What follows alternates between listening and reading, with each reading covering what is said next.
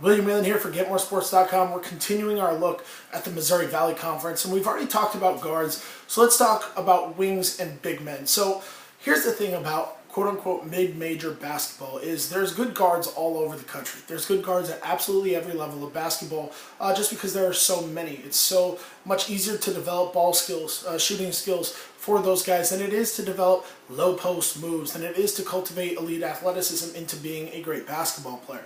And so generally when we look at some of these conferences that are quote-unquote non-power, in the traditional sense at least, then we're going to often be talking about shorter lists, a little bit kind of less star power when we talk about wings and front court players. And that's certainly the case with this list. Make sure that you read below, and if you're viewing on YouTube, to click the full link for the full article, because this is a list filled with newcomers. 3 all-newcomer selections on this list. Transfers galore. You often see that at this level of basketball, and it's one of the things that has made the Missouri Valley Conference so competitive, is they're often getting guys coming out of junior college that are ready to make immediate impacts physically. Obviously have played at somewhat of a college level. They're already acclimated a little bit to life away from home, life on a college campus. You're getting transfers from bigger schools, namely, obviously on this list, we're going to be looking at a transfer from Virginia.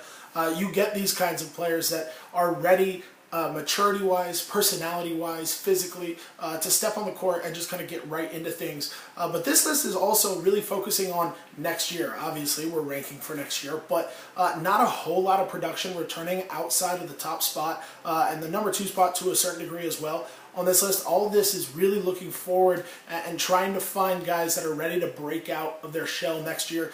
Maybe they weren't quite comfortable on their new rosters last season. Maybe they were just a freshman, as number 5 on our list was, and are ready to kind of take a bigger step forward.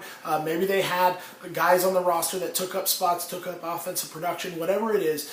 This is really a list of projection, of looking toward the future, and some guys that could emerge and make themselves household names coming out of the Missouri Valley Conference, a conference that we continue to learn more about, we continue to cover more for the average college basketball fan, really due to the success of the top 2 programs in recent years.